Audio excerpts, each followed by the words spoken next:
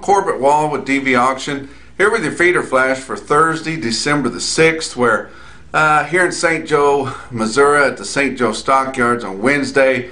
It's my old stomping grounds. A lot of you know I was a federal market reporter there for many years, and when the market was tough, everybody always wanted to know what I was going to call the market, and if it was pretty tough, I'd call it a foot lower, but it was pretty tough on Wednesday there, and a lot of the guys I saw said, how much lower you think it is? 1 to 2 feet lower, and you know, it wasn't that much lower, which I'm not sure how you gauge a foot, but it was a lot lower on feeder calves.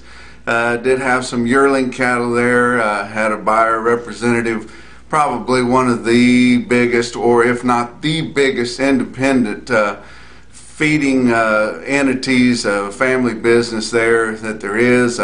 They showed up for the few loads of true yearlings that they had there, and they sold pretty decent. But then after that, I tell you what, it got pretty tough sledding on the feeder calves, and a lot of them, and everybody just talks about the mud, the slop. There's been a lot of moisture, been a lot of snow to the north, up in Nebraska and parts of Iowa and places like that, and just pretty dang sloppy around. And probably the worst part of it is it's not cold enough to make the ground solid. If the temperatures were cooler, it would be better, but there's just no bottom to this moisture that we have in the lots, and you know, the feeding alleys are sloppy.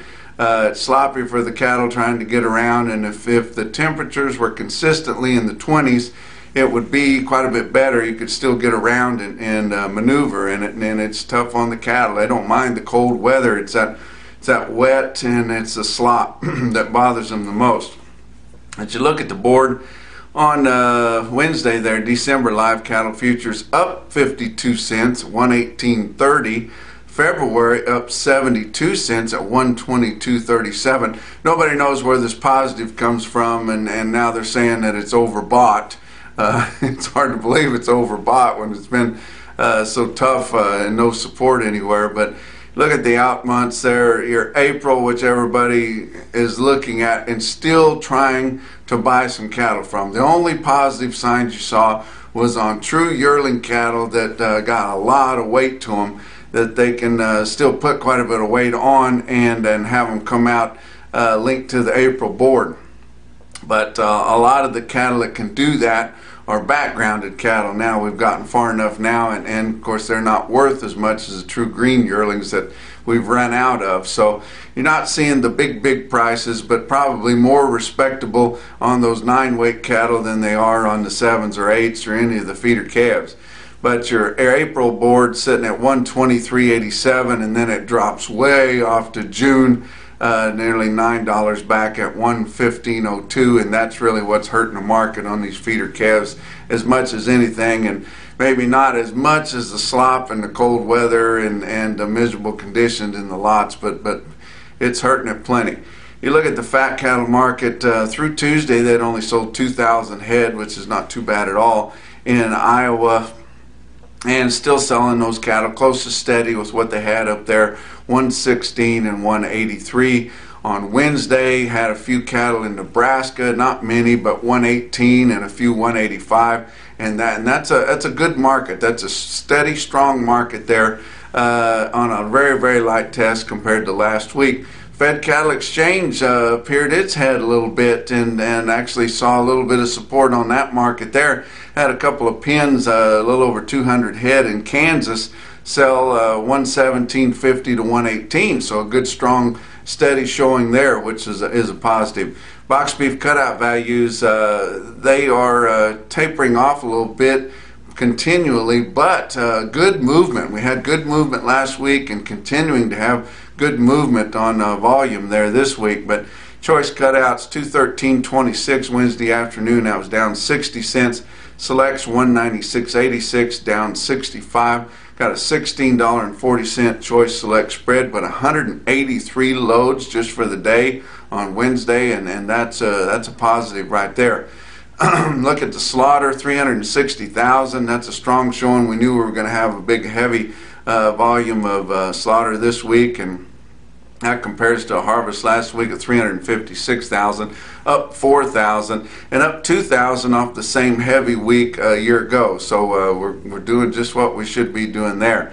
Look at some sales there. I want to mention Bassett, Nebraska, just for a minute, and then I'm going to bring you back to reality. But Bassett, Nebraska, we've talked about them a lot. They just got their head in the clouds up there. They do have the best cattle in the United States or the world, you might as well, same as, but they had another big sale up there, 2,200 head plus up there in Bassett, Nebraska. Steers were steady, heifers about $6 lower. You look at the Cattle Market Central Market Report, and that shows that also.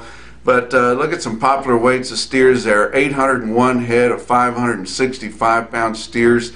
They averaged 174.90. That's a big average on all those steers up there. Of course, they'd all be the best that walks, and all of them having the best quality and in the best condition that you can get. On the 6-weight steers, 724 head of those averaged 645 at 168.63. You can't get that for the best bunch nearly anywhere else, but all of them averaged that in Bassett, Nebraska. But here in the real world, which is pretty much the rest of the United States, the real-time index on Cattle Market Central, 140.78. Just look how much that thing has dropped. It was up in the upper mid 40s earlier in the week, but down $2.54 on Wednesday, and it's just tough. Of course, that includes a lot of big feeding calves, which are not that attractive to your cattle feeders, weighing in the 7s there. But you compare that real-time index at just under 141 to the latest available CME index at 146.72. You can't get that for cattle, guys. You can't get that for average 800-pound cattle. It just won't bring it. And I think, or I know, being a market reporter as long as I am, it takes a while for the market to be lower to allow all those cattle to get in that index. They find one way, grading them or doing something, a way to get them out of there, and the cattle just won't bring that right now. But OKC West, Reno, Oklahoma, they had a huge sale this week, 12,700 head. We talked all week and part of last week about having those program cattle, those Oklahoma Network program calves. On Tuesday, the market was still a ton lower on those, even though there were better quality, bigger drafts, and almost all of them being weaned and having a health program on them. It could have been worse, but $8 to $12 lower in instances on those calves, and that's just the way it is because folks just aren't wanting them that much because of the conditions. Now we got another storm that's coming in late this week and over the weekend, even in the southern plains, Kansas, down in Oklahoma, maybe Texas Panhandle, talking about some sleet, some ice and stuff. They don't handle it near as well as the guys in the northern plains, and the guys in the northern plains expecting maybe another storm in spots and still dealing with all that slop from the last couple of storms. But feeder cattle at OKC West, $8 to $10 lower. That's on feeder steers, guys. Your heavier feeder steers, the ones I was talking about earlier that have a chance to make that April board, $5 lower on them. Feeder heifers that don't get as heavy, $3 to $5 lower. But you look at a big string of cattle that come out of OKC West there and sold right at the market. 264 head of steers, weighed 747 at 143, guys. That's the market. St. Joe Stockyards, like I said, where I was at on Wednesday, fully $5 to $10 lower on calves. Not a very good test on yearling cattle there. But I was there this morning and saw a set of cattle, and they do get a lot of straight black cattle up here, but they also get cattle that are colored up, but all English. And you look at this bunch right here, come from Larry Runyon, a reputable backgrounder there, and sure knows what he's doing, and brought these cattle in, commodity cattle, and they brought commodity price, 72 head of yearling steers, colored up, put together, but good kind, 797 pounds right there at the 800 at $140. That's the market, guys.